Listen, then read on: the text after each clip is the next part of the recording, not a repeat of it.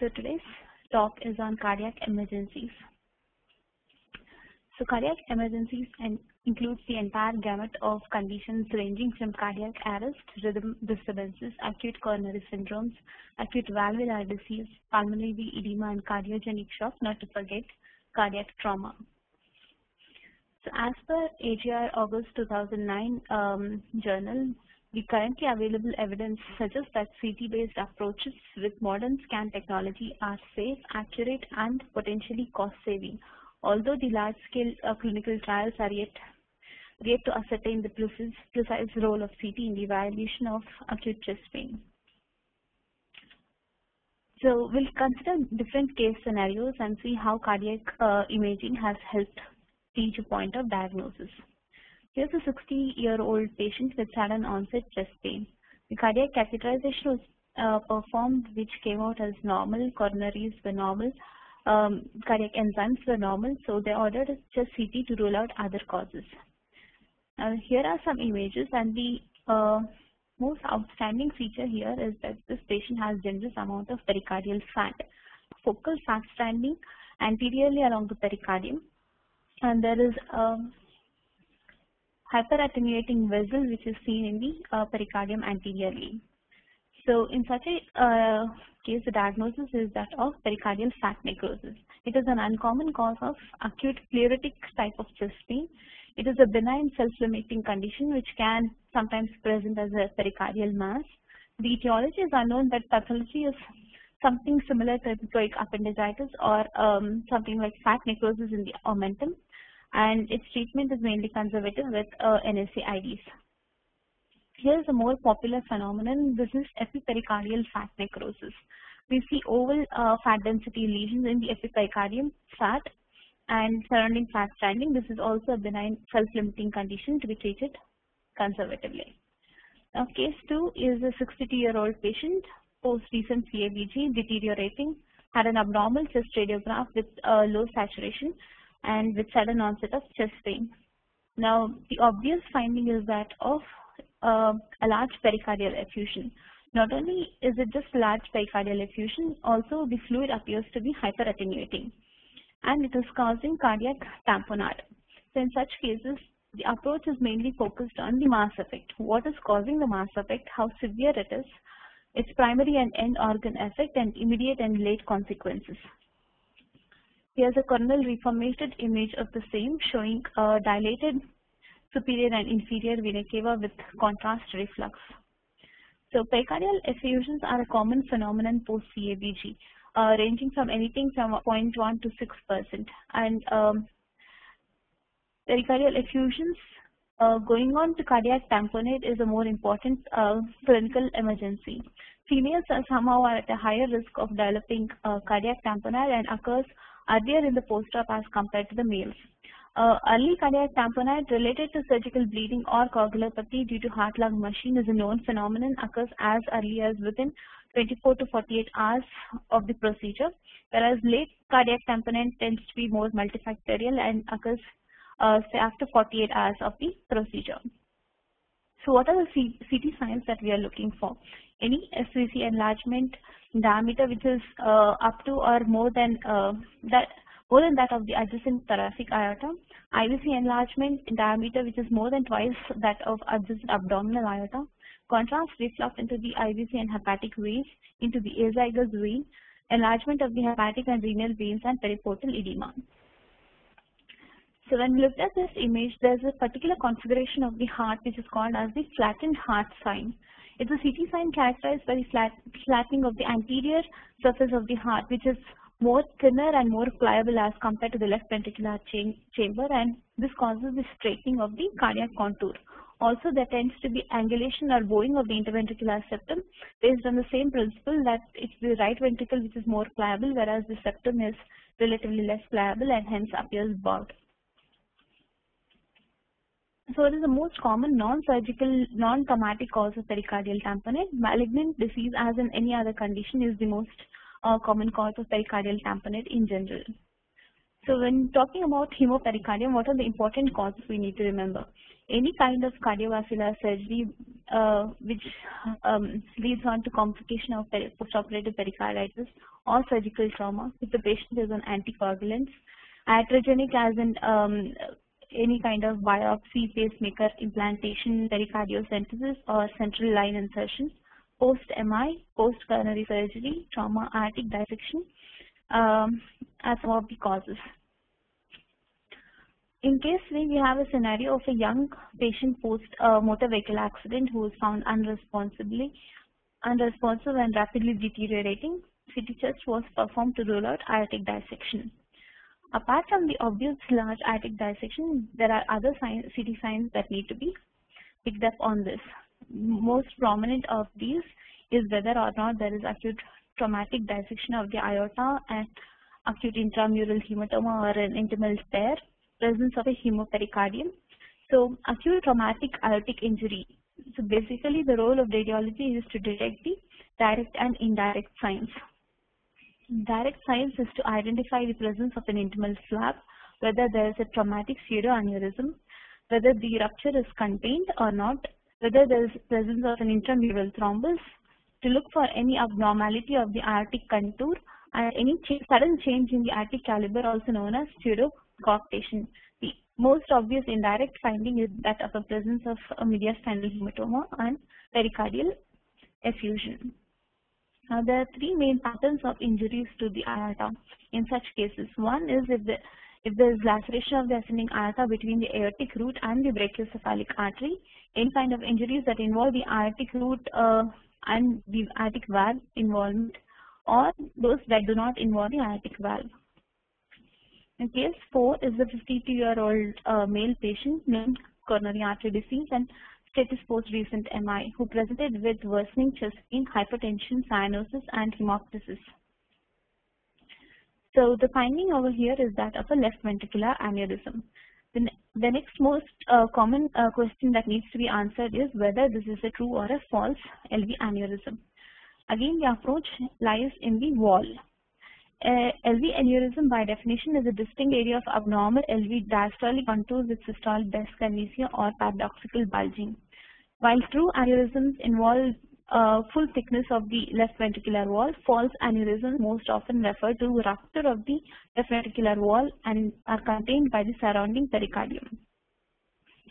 Most of the true LV aneurysms result from coronary artery disease and MI, whereas false aneurysms are from recent MI within 5 to 10 days period, and most often the LCX occlusion is the culprit. The other rare causes of true LV aneurysms tend to be like trauma, Chagas disease, or sarcoidosis. And in case of false aneurysms, it may be submitral rupture of the LV post mitral valve replacement. The congenital LV aneurysms are called as diverticular of the left ventricle. The important thing to identify is in case of a pseudoaneurysm, the neck tends to be narrower than the diameter of the aneurysm and typically located in the posterior and lateral wall segments and is at a higher risk of rupture. Whereas the true aneurysm tends to have a wider neck and typically involves the anterior wall and the apex of the left ventricle. Case 5 is an elderly patient who collapsed, had low pulse and low oxygen sats, presenting with cardiac arrest.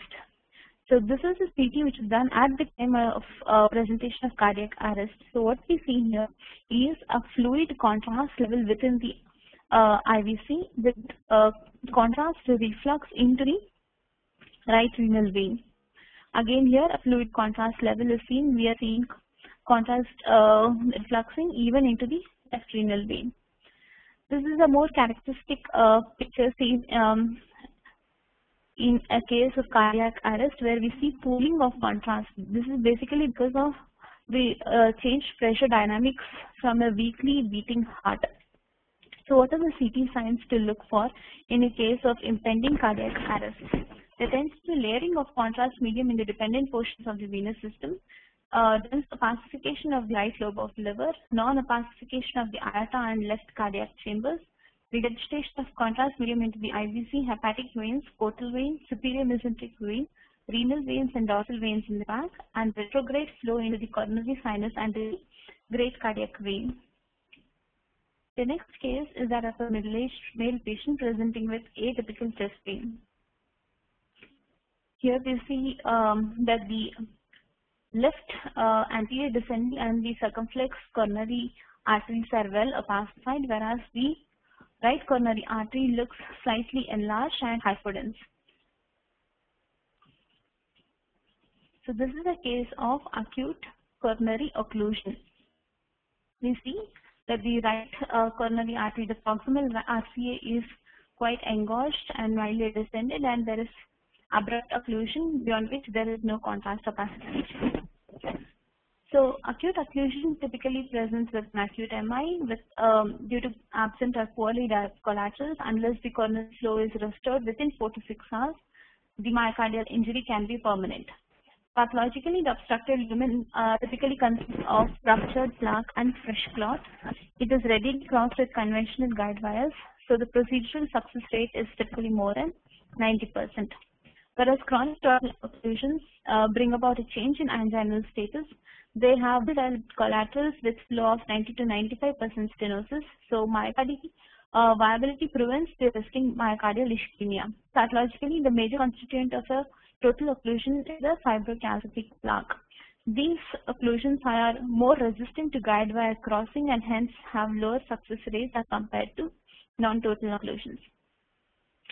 Now, case 7 is a patient who presented with atypical chest pain for evaluation of coronary arteries. The coronary arteries were mildly diseased, as we can see a calcific plaque in the LAD, but more importantly, this patient had pulmonary thromboemboli in the right middle and right lower pulmonary arterial divisions. So coronary CT endoscopy can, apart from ruling out coronary artery disease, can be used for triple rule out, that is to rule out aortic dissection, pulmonary embolism, and coronary artery disease. Of course, other lung pathologies or mediastinal pathologies can also be diagnosed at the time of evaluation. Now, coming to another important topic, that is cardiac trauma. Currently, there are clinical use terms of myocardial concussion and myocardial contusion, in which whether or not anatomic or cellular based injury can be diagnosed. However, radiologically these terms are not used. So here's an algorithm for approach to a patient who is presenting with cardiac injury. Depending on whether the patient is unstable or stable, patient is taken up for multi-detector CT. Whether there is presence of pericardial fluid or not determines whether this patient has blunt cardiac injury. And if there is presence of blunt cardiac injury, a confident diagnosis can be made. If not, it can be further evaluated with echo. In a patient presenting with blunt cardiac trauma, a CT chart of high attenuation pericardial effusion, which is basically hemopericardium, distension of the IVC veins and renal veins, and periportal low attenuation fluid needs to be diagnosed. And this is indicative of cardiac tamponade and should prompt therapeutic intervention. Besides the cardiac chamber rupture, the other manifestations of traumatic hemopericardium can be from aortic root injury, myocardial contusion, and coronary artery laceration. Here's a patient who is presenting with a large hemopericardium, and we can see frank contrast extravasation from a ruptured wall of the right ventricle. Cardiac herniation. This is a terminology used to describe avulsion of cardiac from its pericardial attachment. So there tends to be torsion along the inferior vena cava and the great vessels, resulting in strangulation of the heart. On the chest X-ray, you can see malposition or herniation of the heart into either of the hemithoraces, blood gas, bowel gas, or loops of bowel herniating into the pericardial sac, and an empty pericardial sac delineated by air. So here is a case in which there has been pericardial and diaphragmatic rupture with herniation of bowel loops into the pericardium. So what are the findings of pericardial rupture? We need to look for focal pericardial dimpling or discontinuity, pneumopericardium, an empty pericardial sac, a collar sign, which is basically constriction of the cardiac contour by the pericardial opening, a deformed ventricular silhouette, or frank malposition or dislocation of the heart in either of the hemithoraces. Again, cases of traumatic pneumothorax with pericardial arrest due to pericardial rupture. Again, pneumopericardium, as can be seen here. Here is a case of left ventricular rupture with contrast extravasating through the posterior wall, and hemopericardium as demonstrated by the hyperdense fluid. So the gamut of presentation with cardiac emergencies can be wide and varied. So having an approach helps in arriving at a correct diagnosis.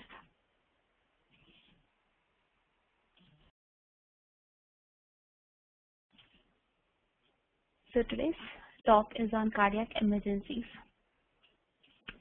So cardiac emergencies includes the entire gamut of conditions ranging from cardiac arrest, rhythm disturbances, acute coronary syndromes, acute valvular disease, pulmonary edema, and cardiogenic shock, not to forget cardiac trauma. So as per AJR August 2009 journal, the currently available evidence suggests that CT-based approaches with modern scan technology are safe, accurate, and potentially cost-saving. Although the large-scale clinical trials are yet to ascertain the precise role of CT in the evaluation of acute chest pain. So we'll consider different case scenarios and see how cardiac imaging has helped reach a point of diagnosis. Here's a 60-year-old patient with sudden onset chest pain.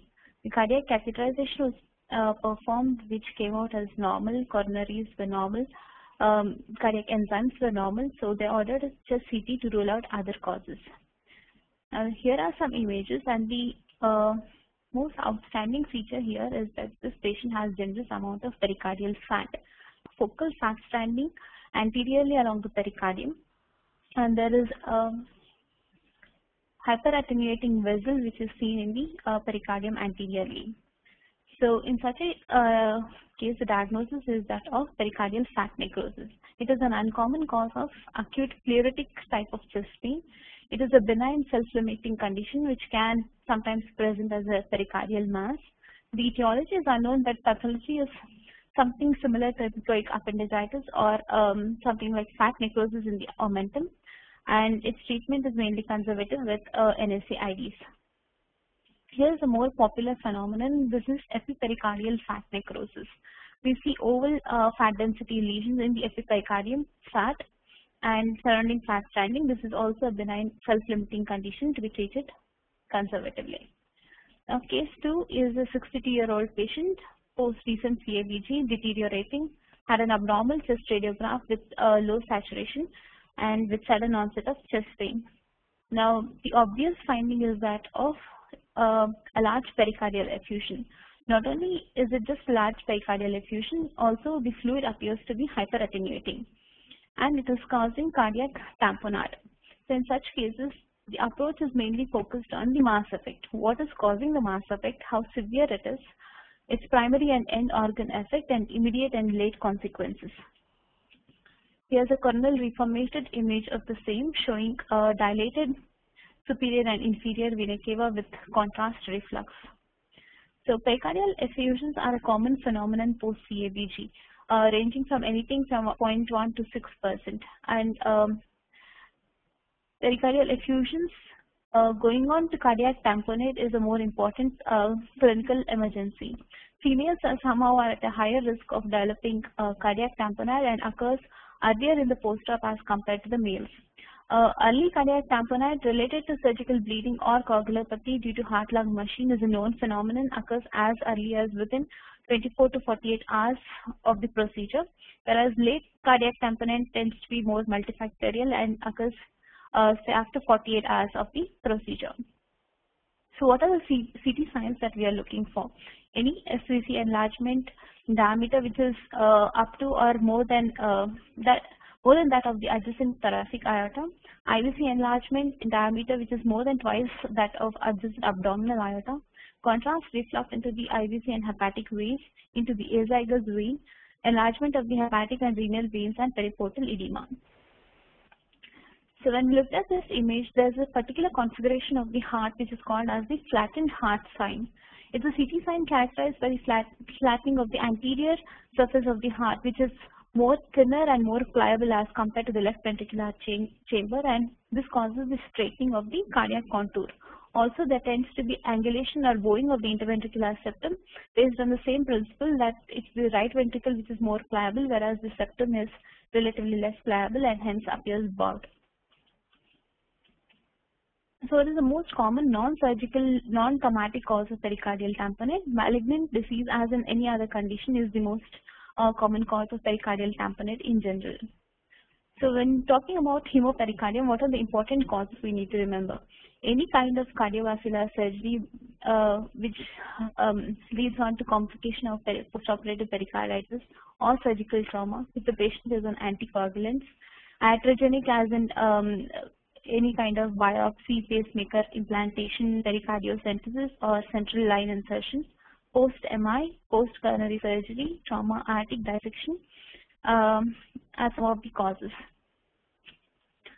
In case we have a scenario of a young patient post motor vehicle accident who is found unresponsive and rapidly deteriorating, CT chest was performed to rule out aortic dissection. Apart from the obvious large aortic dissection, there are other CT signs that need to be picked up on this. Most prominent of these is whether or not there is acute traumatic dissection of the aorta and acute intramural hematoma or an intimal tear, presence of a hemopericardium. So acute traumatic aortic injury. So basically the role of radiology is to detect the direct and indirect signs. Direct signs is to identify the presence of an intimal flap, whether there is a traumatic pseudoaneurysm, whether the rupture is contained or not, whether there is presence of an intramural thrombus, to look for any abnormality of the aortic contour and any sudden change in the aortic caliber, also known as pseudocoarctation. The most obvious indirect finding is that of a presence of a mediastinal hematoma and pericardial effusion.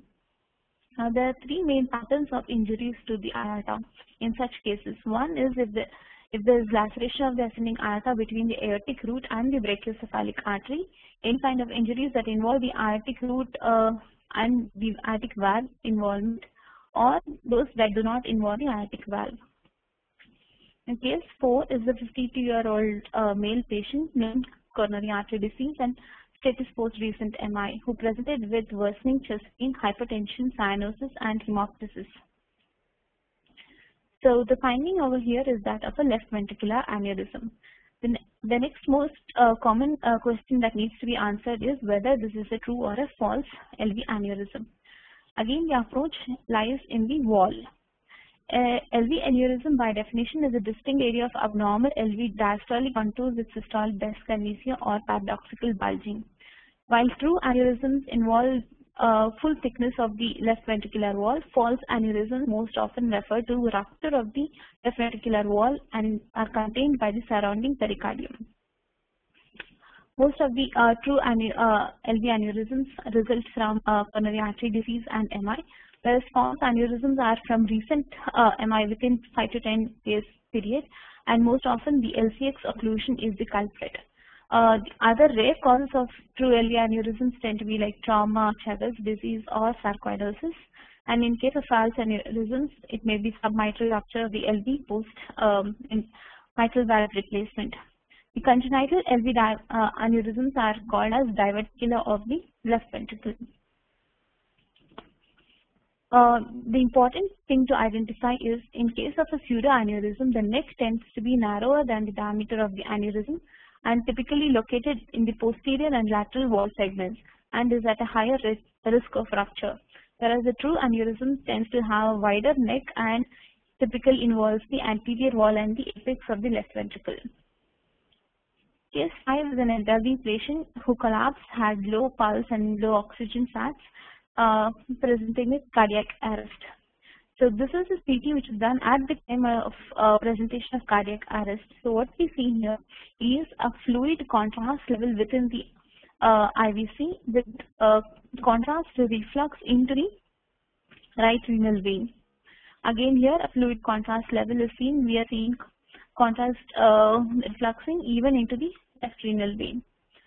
This is a more characteristic picture seen in a case of cardiac arrest where we see pooling of contrast. This is basically because of we changed pressure dynamics from a weakly beating heart. So what are the CT signs to look for in a case of impending cardiac arrest? There tends to be layering of contrast medium in the dependent portions of the venous system, dense opacification of the right lobe of the liver, non-opacification of the aorta and left cardiac chambers, regurgitation of contrast medium into the IVC, hepatic veins, portal vein, superior mesenteric vein, renal veins and dorsal veins in the back, and retrograde flow into the coronary sinus and the great cardiac vein. The next case is that of a middle-aged male patient presenting with atypical chest pain.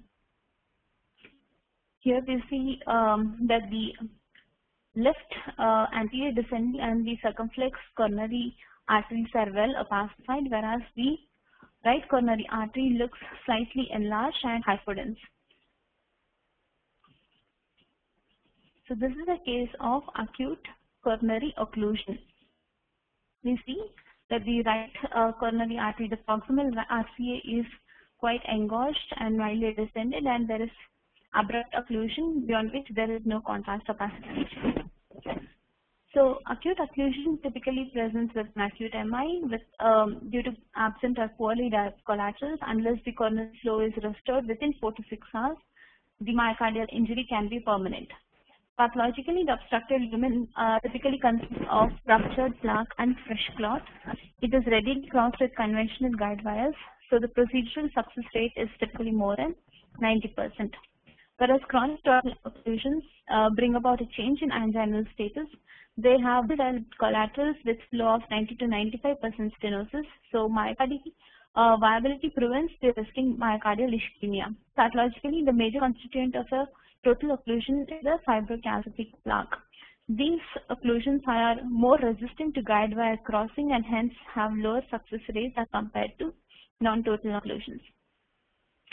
Now, case 7 is a patient who presented with atypical chest pain for evaluation of coronary arteries. The coronary arteries were mildly diseased, as we can see a calcific plaque in the LAD, but more importantly, this patient had pulmonary thromboemboli in the right middle and right lower